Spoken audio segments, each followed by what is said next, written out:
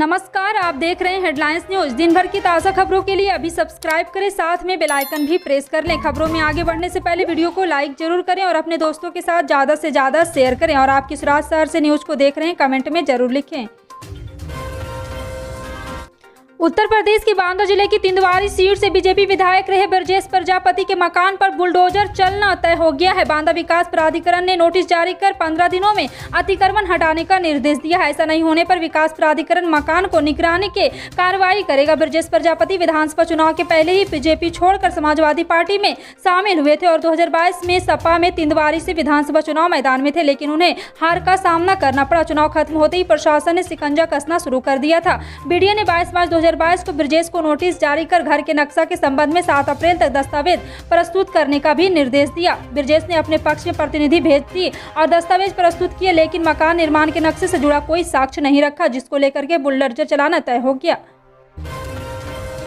एक तरफ केंद्र की मोदी सरकार ने केंद्रीय कर्मचारियों का महंगाई भत्ता 34% कर दिया है, वहीं दूसरी तरफ 18 महीने के बकाया डीए एरियर देने से इनकार कर दिया है। अब सवाल यह है कि कर्मचारियों का फिटमेंट फैक्टर बढ़ेगा या नहीं। हालांकि हाल ही की मीडिया रिपोर्ट की माने तो केंद्र की मोदी सरकार जल्द केंद्रीय कर्मचारियों के फिटमेंट फैक्टर पर फैसला कर सकती है। अगर ऐसा होता है तो कर्मचारियों की बेसिक सैलरी 26,000 हो जाएगी और इसका लाभ 52 लाख कर्मचारियों को मिलेगा। आपको बता दें कि कर्मचारियों की सैलरी में फिटमेंट फैक्टर का अहम रोल होता है। इसके कारण ही वेतन में 2.5 गुना से अधिक की बढ़ोतरी होती है। राजधानी दिल्ली के जहांगीरपुरी में हनुमान जयंती के मौके पर हुई हिंसा मामले में आम आदमी पार्टी की विधायक आतिशी ने बड़ा दावा किया है। उन्होंने कहा है कि जहांगीरपुरी दंगे का मुख्य आरोपी अंसार बीजेपी का नेता है। आतिशी ने ट्वीट किया कि जहांगीरपुरी दंगों का मुख्य आरोपी अंसार बीजेपी का नेता है। उसने बीजेपी के प्रत्याशी संगीता बजाज को चुनाव लड़वाने में प्रमुख भूमिका निभाई और बीजेपी में सक्रिय भूमिका निभाता है। आतिशी ने आगे लिखा है कि इससे साफ है कि भाजपा ने दंगे करवाए। आतिशी ने अपने ऑफिशियल ट्विटर हैंडल से कुछ तस्वीरों को भी शेयर किया। इन तस्वीरों में जहांगीरपुरी हिंसा का मुख्य आरोपी अंसार बीजेपी नेताओं के साथ मंच पर नजर आ रहा है। एक तस्वीर में अंसार लोगों के हाथ दिखाते हुए भी देखा जा सकता है।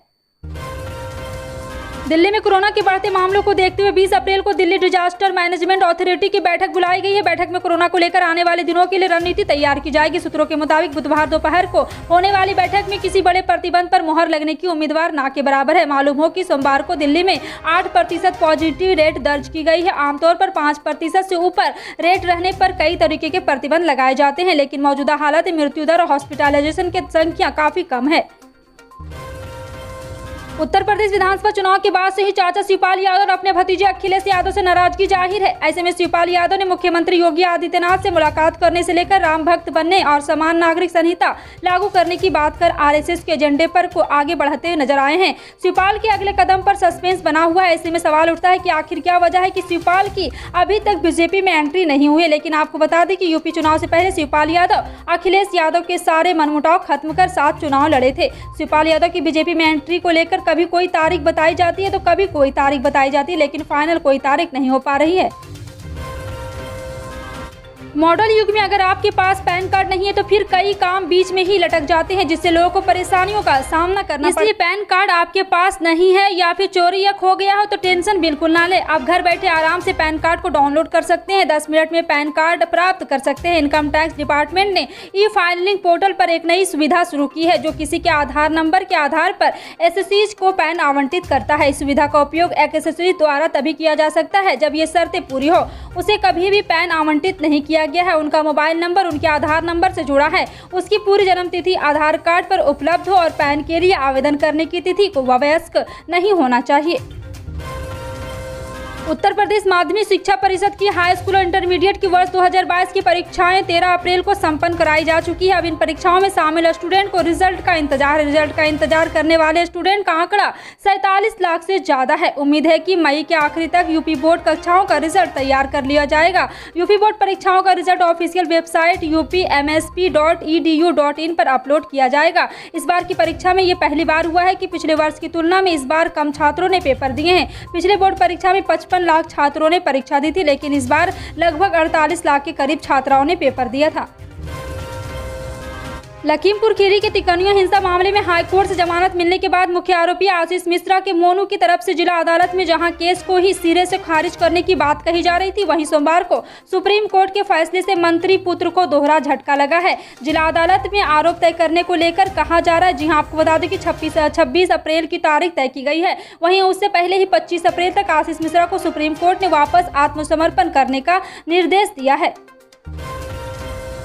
सरकार ने किसानों और मजदूरों को ध्यान में रखकर कई जन कल्याणकारी योजनाएं चला रही है। इस बीच सरकार की ओर से ई श्रम पोर्टल योजना भी शुरू की है, जिसके अंतर्गत लाखों करोड़ की तादाद में लोगों ने अपना रजिस्ट्रेशन कराया है। शुरुआत में तो सरकार ने ई श्रम कार्ड धारकों के बैंक खातों में 500 रुपए की धनराशि ट्रांसफर की। ई श्रम पोर्टल से जुड़ी जो खबर अब हम आपको बताने जा रहे हैं, उसको सुनकर आप खुशी के कारण झूम उठोगे। दरअसल सरकार ने ई श्रम पोर्टल योजना में 3000 रुपए की मासिक पेंशन का प्रावधान किया है। ई श्रम पोर्टल योजना के अनुसार प्रधानमंत्री श्रम योगी के तहत सरकार ने असंगठित क्षेत्र के मजदूरों के लिए 3000 रुपए के मासिक पेंशन देने का ऐलान किया है। रूस ने मंगलवार को काला सागर बंदरगाह शहर मारियोपोल के आजोवस्टल स्टील प्लांट में छिपे बाकी के यूक्रेनी सैनिकों को आत्मसमर्पण करने का एक और मौका दिया है। रशिया टुडे की रिपोर्ट के अनुसार रूसी रक्षा मंत्रालय ने चेतावनी दी है कि आजोवस्टल में मौजूद सभी लोगों को बिना किसी हथियार या गोला बारूद के 2 घंटे की समय सीमा के भीतर परिसर से बाहर निकल जाना चाहिए। रूसी रक्षा मंत्रालय ने कहा, आजोवस्टल मेटार्जिकल प्लांट भयावह स्थिति को देखते हुए रूसी सशस्त्र बल फिर से राष्ट्रवादी बटालियों और विदेशी भाड़े के आतंकवादियों को रोकने के लिए 19 अप्रैल 2022 को मॉस्को के समय अनुसार दोपहर 12 बजे से हथियार डालने की पेशकश करता है।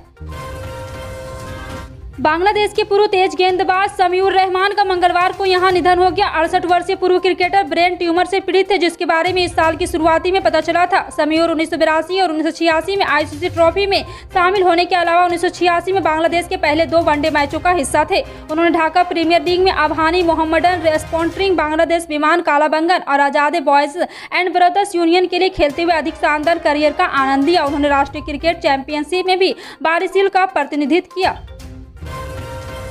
पंजाब में आम आदमी पार्टी सरकार ने लोगों को 300 यूनिट फ्री बिजली का वादा किया था। अब उस वादे को पूरा तो किया गया है, लेकिन उसमें कई सारे पेंच हैं। अब इसी कड़ी में पंजाब सरकार ने पावर मिनिस्टर हरभजन सिंह को कहा है कि टैक्स देने वाले लोगों को बिलिंग साइकिल के दौरान 600 यूनिट फ्री बिजली नहीं मिलने वाली है। अब यहाँ पर ये जानना जरूरी है कि पंजाब में बिजली बिल का सर्किल 2 महीने का होता है। इस वजह से यहाँ पर पहले ही कहा गया था कि उपभोक्ताओं को 600 यूनिट फ्री बिजली मिलेगी, लेकिन पेंच ये है कि अगर किसी भी जनरल कैटेगरी वाले शख्स ने 600 यूनिट से ज्यादा बिजली की खपत की तो उसे पूरा बिल देना पड़ेगा।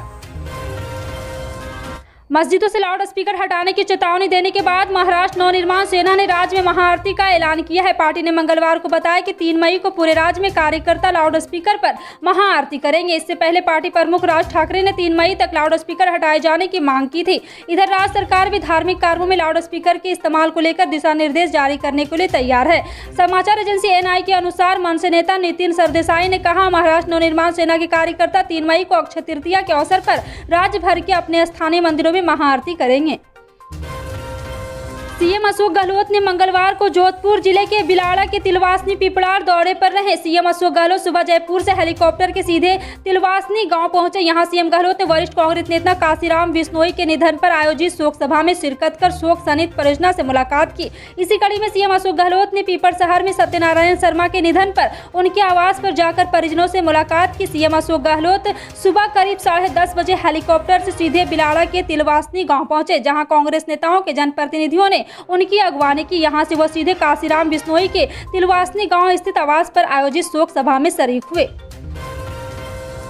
भारतीय जनता पार्टी के नेता किरीट सोमैया ने सेवा से बाहर कर दिए विमान वाहक पोत आईएनएस विक्रांत के संरक्षण के नाम पर 57 करोड़ रुपए का गबन करने के शिवसेना सांसद संजय राउत के आरोप को खारिज करते हुए मंगलवार को कहा कि उन्होंने अपने राजनीतिक जीवन में कभी 57 पैसे तक का गबन नहीं किया। पूर्व सांसद दक्षिण मुंबई में ईओडब्ल्यू के दफ्तर के बाहर पत्रकारों से बातचीत कर रहे थे, जहां वह लगातार दूसरे दिन धोखाधड़ी मामले में अपना बयान दर्ज कराने के लिए सुबह 11 बजे पहुंचे थे। सोमैया ने कहा, मुख्यमंत्री उद्धव ठाकरे ने शिवसेना नेता संजय राउत के जरिए सेवा से बाहर हो चुके नौसेना पोत विक्रांत के संरक्षण के नाम पर 57 करोड़ रुपए का गबन करने का मुझ पर आरोप लगाया है। राष्ट्रीय राजधानी में मंगलवार को लू की स्थिति बनी रही। हालांकि यहां अगले 2 दिन में कहीं कहीं हल्की बारिश और बूंदाबूंदी होने की संभावना जताई गई है, जिससे लोगों को राहत मिल सकती है।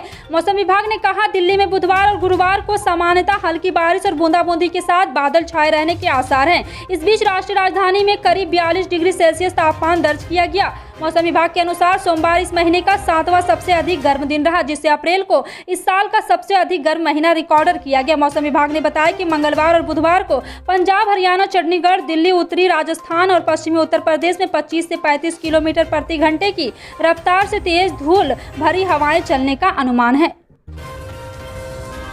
सोमवार की तेज बढ़त के बाद आज सोने और चांदी की कीमतों में नरमी देखने को मिल रही है। बाजार की जानकारों के मुताबिक विदेशी बाजारों में कीमती धातुओं के भाव में गिरावट दर्ज हुई, जिसके बाद घरेलू बाजार में भी कीमतें घट रही है। गिरावट के बावजूद सोना फिलहाल 53,000 रुपये के स्तर से ऊपर बना हुआ, वहीं चांदी 70,000 रुपये प्रति किलो के नीचे आ गई है। कीमतों में पिछले कुछ समय से बढ़त का रुख बना हुआ है। रूस यूक्रेन संकट और चीन में कोविड की नई लहर से जारी अनिश्चितता के बीच सोने की कीमतों में बढ़त का रुख बना हुआ है। सोमवार को अंतर्राष्ट्रीय बाजार में सोने की कीमत $2,000 प्रति औंस के अहम स्तर के करीब पहुंच गई थी।